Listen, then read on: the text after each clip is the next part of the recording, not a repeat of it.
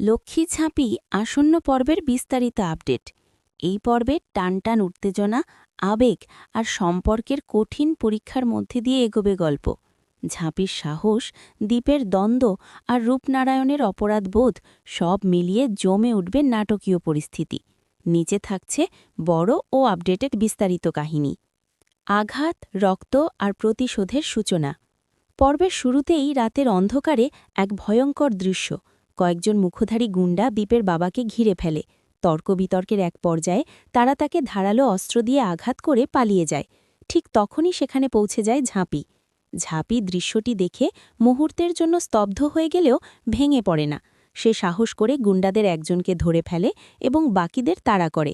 সেই সময় দূরে দাঁড়িয়ে সবকিছু দেখছিল রূপনারায়ণ। ঝাঁপিকে দেখে সে পালানোর চেষ্টা করলে ঝাঁপি তার হাত লক্ষ্য করে আঘাত করে। রূপনারায়ণ আহত অবস্থায় পালিয়ে যায়। রক্তাক্ত শ্বশুরমশাইকে কোলে তুলে ঝাঁপি চিৎকার করে সাহায্য চায় এবং দ্রুত হাসপাতালে নিয়ে যায়। হাসপাতালের করিডোরে উৎকণ্ঠা। হাসপাতালে পৌঁছানোর পর ডাক্তার জানায়, রোগীর অবস্থা অত্যন্ত সংকটজনক। শরীরের ৮-৯ জায়গায় গুরুতর আঘাত রয়েছে, দ্রুত অপারেশন করতে হবে। দীপ, অজয় ও পরিবারের অন্যান্যরা ছুটে আসে।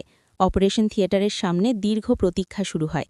ঝাঁপির চোখে জল থাকলেও সে দৃঢ় থাকে। ঝাঁপির অভিযোগে বাড়ে দ্বন্দ্ব। ঝাঁপি থানায় গিয়ে স্পষ্টভাবে রূপনারায়ণ সরকারের নাম বলে দেয়। এই খবর শুনে দীপ হতবাক। দীপ, তুমি জানো তুমি কি বলছো? কাকু এমন কাজ করতে পারে না। ঝাঁপি, আমি নিজের চোখে দেখেছি, সত্যিটা না বললে বাবার ন্যায় বিচার হবে না। অজয়ও ঝাঁপির বিরুদ্ধে দাঁড়ায়। পরিবারে অবিশ্বাসের দেয়াল আরও উঁচু হয়ে ওঠে। রক্তের জন্য লড়াই। ডাক্তার জানায়, ও নেগেটিভ রক্ত অবিলম্বে দরকার। এই গ্রুপের রক্ত পাওয়া কঠিন হওয়ায় সবাই দিশেহারা হয়ে পড়ে। অবশেষে রক্তের ব্যবস্থা হলেও কয়েকজন অচেনা লোক এসে সেই রক্ত ছিনিয়ে নিয়ে যায়। সবাই ভেঙে পড়লেও ঝাঁপি এগিয়ে আসে, বলে, আমার রক্ত পরীক্ষা করুন। পরীক্ষায় দেখা যায় তার রক্তের গ্রুপ মিলে গেছে। কোনো দ্বিধা না করে ঝাঁপি রক্ত দেয়। অপারেশন চলতে থাকে।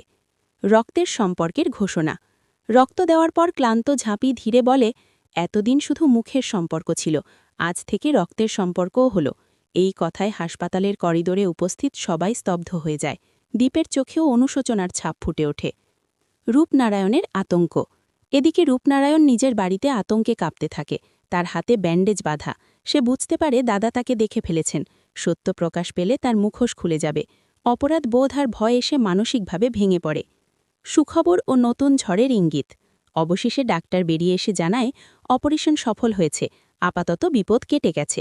সবাই স্বস্তির নিঃশ্বাস ফেলে। দীপ ধীরে ঝাঁপির দিকে তাকায়, তার ভুল বোঝাবুঝির জন্য অনুশোচনার ছাপ ফুটে ওঠে। কিন্তু এখানেই কি শেষ? রূপনারায়ণ কি সত্যি নিজের অপরাধ স্বীকার করবে, নাকি নতুন কোনো চক্রান্তের মাধ্যমে আবার আঘাত হানবে?